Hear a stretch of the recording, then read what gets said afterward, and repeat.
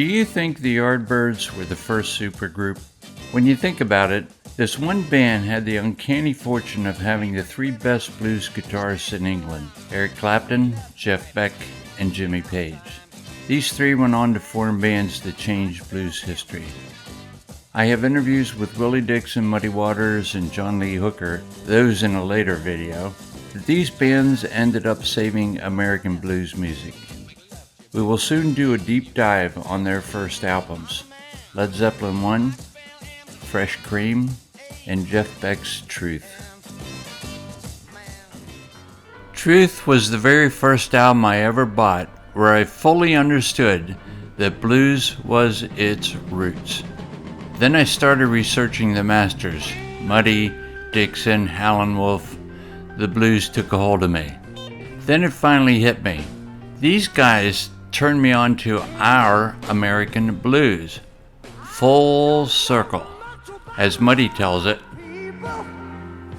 Didn't like my sound. They wanted something there, this hard rock stuff, And thanks to the Rolling Stone, they introduced me to the white kids in the United States. Because a lot of kids didn't know anything about Muddy Waters until Rolling Stone came out making my songs and putting on the back of the LP. Muddy Waters wrote this, and then people wondered who was Muddy Waters. So, Truth inspired my now 50-year-old labor of love, collecting albums, studying liner notes, following band members to other bands. I started collecting obscure photos and videos. I gathered and then corroborated quite a bit of anecdotal trivia and history of how the British saved American blues. The original members of the Yardbirds were Keith Relf, who sang and played the Mississippi saxophone. That's a harmonica, guys. Jim McCarty on drums, Chris Dredja on rhythm guitar, and Paul Samuel Smith on bass.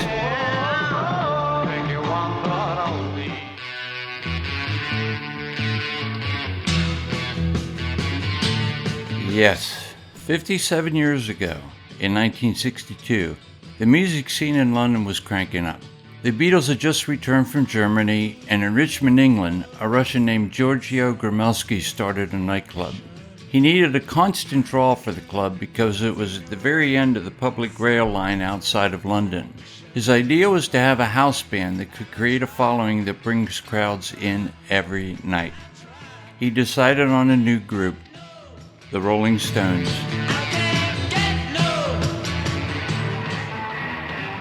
So, his new format is working, and very soon after opening, the press called to do an article about its growing popularity. They asked the name of the place. Gromelsky didn't have a name yet. The sign out front just read, Rhythm and Booze. He scrambled to think of a name. He remembered that every night the Rolling Stones raved up and stretched out the last song of the night, a Bo Diddley song about a dance called the Crawdad. So, he spontaneously told the reporter, it's the Crawdaddy Club, and their house band was the Stones. He got press.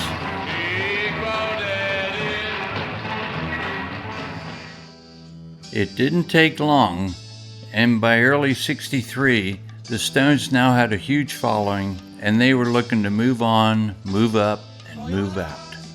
When the Stones did not show up for the gig that night, Gromelsky quickly called another band he had heard about, the Five Live Yardbirds.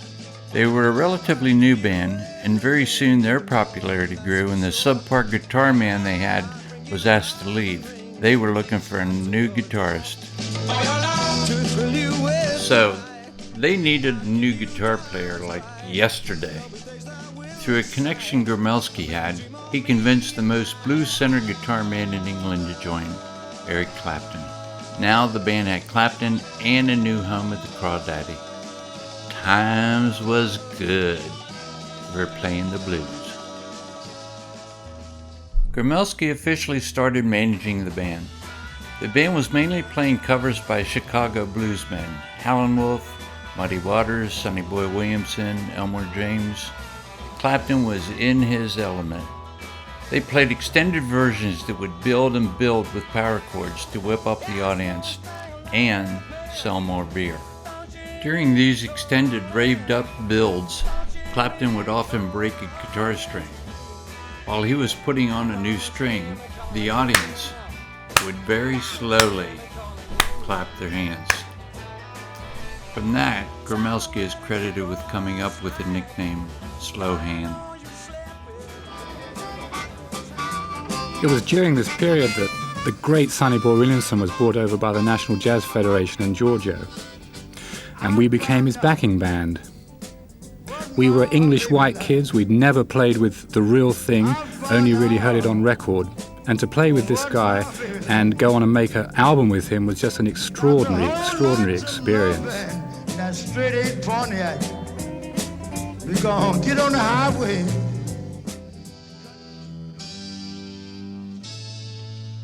This squarely placed the Yardbirds as the first and leading blues rock band in England. The Yardbirds were now the band every aspiring blues guitarist wanted to join.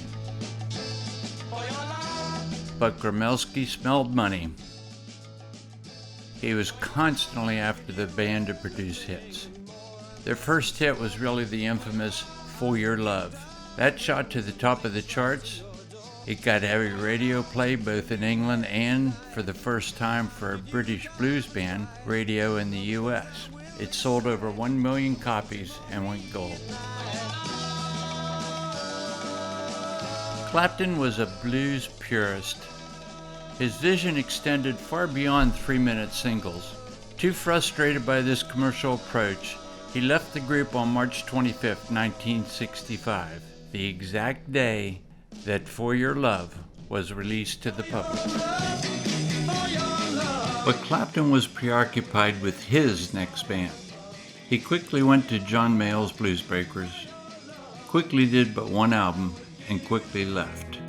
He had a different vision, to start another band, but this time he dragged 2 jazz players into his world of blues.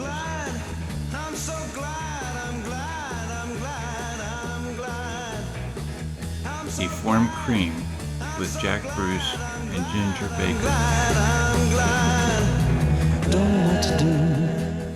Because Clapton dragged jazz boys into the blues world, they had to rely on some old blues standards for fresh cream. Those standards could be learned, rearranged, and many times stretched out and raved up.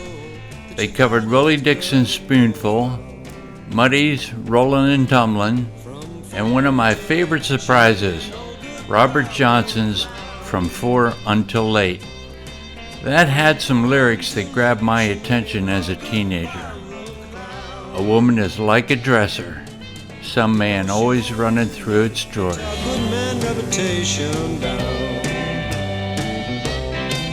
A woman is like a dresser, some man always running through its drawers. Hey, thank you for watching How the Brits Saved Our Blues. Keep the blues alive.